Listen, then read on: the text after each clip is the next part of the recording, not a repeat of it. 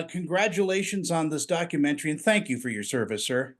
Well, thank you very much for what you do. I appreciate it, and it's good to be here. And Matt, wow, doing a documentary like this has got to be both eye-opening and kind of hair-pulling, I would imagine.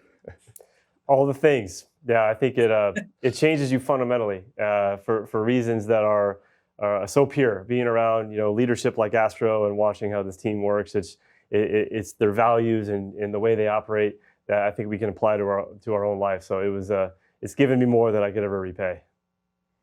Astro, the first question I have is, as a little kid, looking up at the sky and seeing the Thunderbirds go by.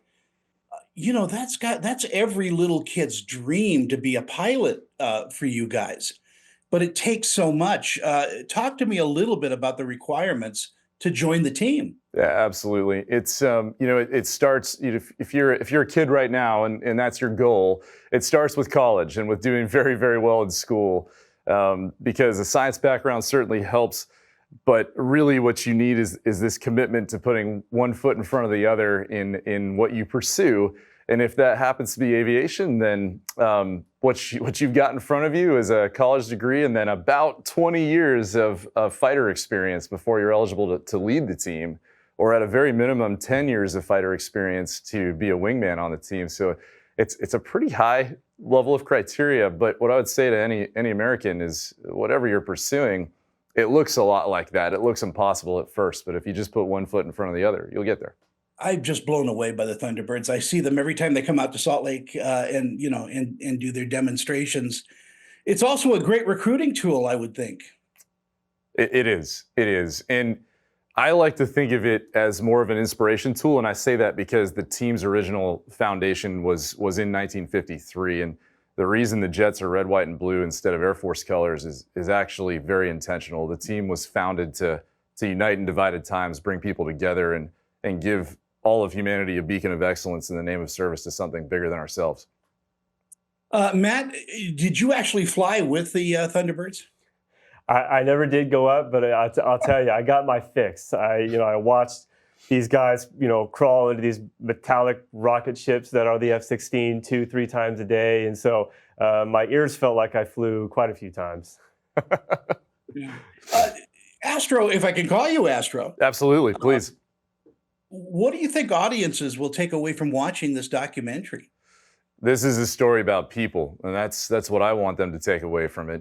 If we had just made a movie about fighter jets, it wouldn't be that good.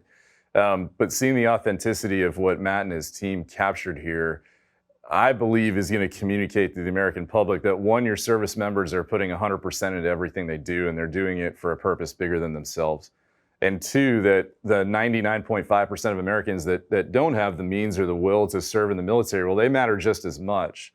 This show isn't about drones flying in close formation. It's about people pushing themselves to the next level of excellence and doing it for a greater purpose. That's what I want people to take out of that. Matt, I thought that the most telling things were the debriefings that went on. I mean, just talking about the mistakes that we as an audience don't see, but they do. Talk to me a little bit about being in those rooms. It was really fascinating, and you're exactly right. And what you don't see is that those debriefs go on for hours and hours and hours, and the selfishness and the accountability that this team has to go up and say your mistakes and pick them apart day by day, hour by hour, was truly extraordinary. And we knew it was going to be a big part of our process and something we wanted to bring them into, our audience into. So we worked really hard to make ourselves being there without being there and trying to disappear. But it was just a remarkable process to watch this team, strive for that excellence every single day. And it starts with these little micro fractions of inches at a time. Astro, when the Thunderbird started, I mean, there were slide rules and compasses and, pencils.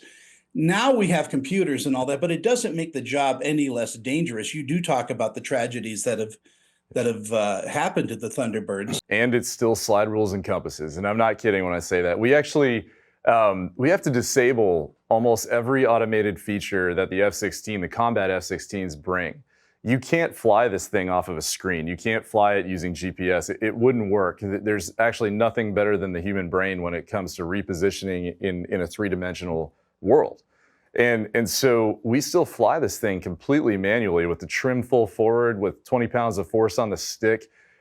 And one, it's necessary, and two, it's human. And I think that, again, is so important. If this was a drone show, nobody would care.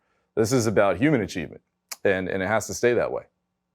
Yeah, well, Astro, I go to the grocery store and I'm in the aisle and I bump into somebody's cart, and I'm not going, Mach 1 or 2.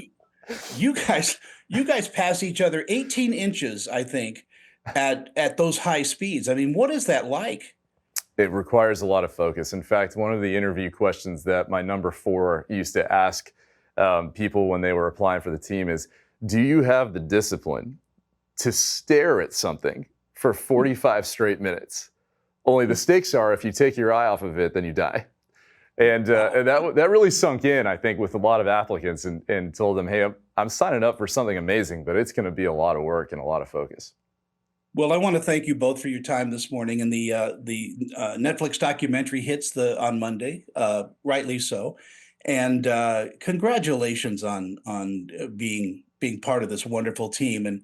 And Matt, congratulations on the documentary. Thank you so much. Appreciate the time. Thank you, sir. Great talking to you.